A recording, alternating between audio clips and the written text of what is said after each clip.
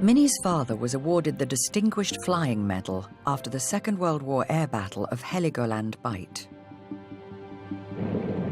On the 18th of December, 1939, 24 Wellingtons from 3 different RAF squadrons left airfields in East Anglia on one of the first major bombing raids of the war.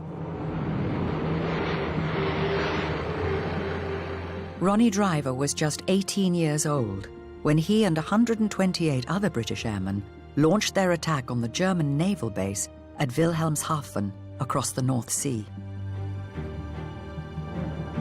They flew in broad daylight, without a fighter escort, in the belief that the Wellington, with its electrically operated machine gun turrets, would always get through to its target, no matter what opposition it faced. It was a catastrophic misjudgment by the RAF. Minnie has come to Brooklands Museum in Surrey to meet historian Robin Holmes. Hi, Robin. Good morning, Minnie. Good morning. Very nice to meet you. Nice to meet you. Very nice to meet you. Please. Okay, great. Robin and his team spent 8 years salvaging and partially restoring the only surviving aircraft to have taken part in the Battle of Heligoland Bight. It's called a Wellington bomber. The big one there? Your father flew in an absolutely identical plane to that one. Biggest raid in history up to then. Very beginning of the war. He was in a very prominent position. He was right at the very front of it in the gun turret. Wow. The Wellingtons reached the German naval base unopposed and launched their attack. This is a photograph that was taken on the raid as your father flew across the harbour. This aircraft here dropped 3 500-pound bombs on these German ships. Okay. And another plane, but we don't know which one it was, could have been your father's plane, also dropped bombs on those ships. And then that's when the Luftwaffe hit them like a ton of bricks. Did they know what was coming at them? Not really, no. The Germans were using their new Messerschmitts. That's the Bf-109D. Very fast. Very fast. 350 Deadly. miles an hour. That was the very latest fighter that the Germans had. The bombers were defending themselves with these. That's a 303 rifle bullet. And that's what your father was defending the aircraft with. What the Germans were attacking them with were these. That's a 20mm cannon shell. And the German fighters were equipped with those. So you can see the disparity there. This was their ammunition, and this was our ammunition. Yes.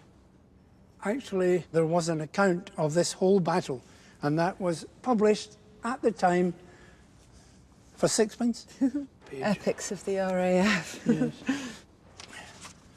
There we go. Another Wellington forced out of its formation was swooped on by a swarm of German fighters, which swept over it continuously, spraying it with machine gun fire. The bottom of the front gun turret had been blown away, and the turret set on fire.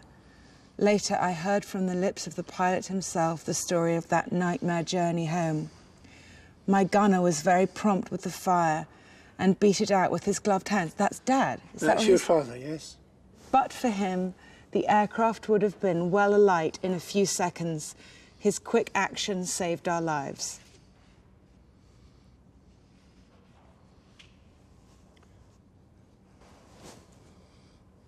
And for his actions, he got the DFM, a medal, which he truly deserved.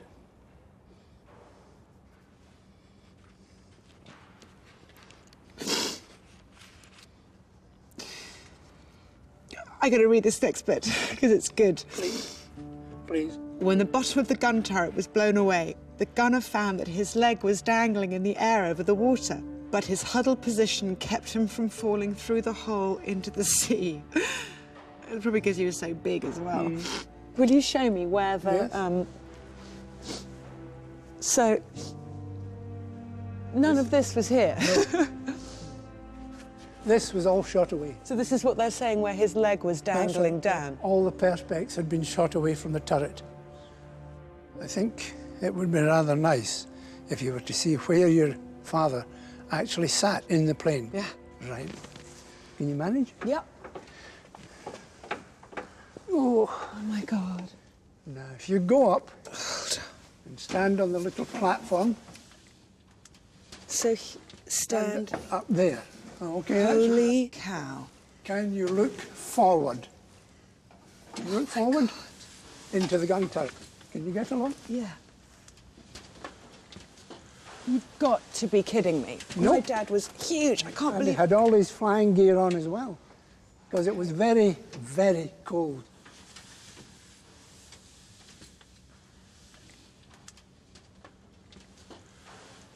I can't believe how tiny it is in there.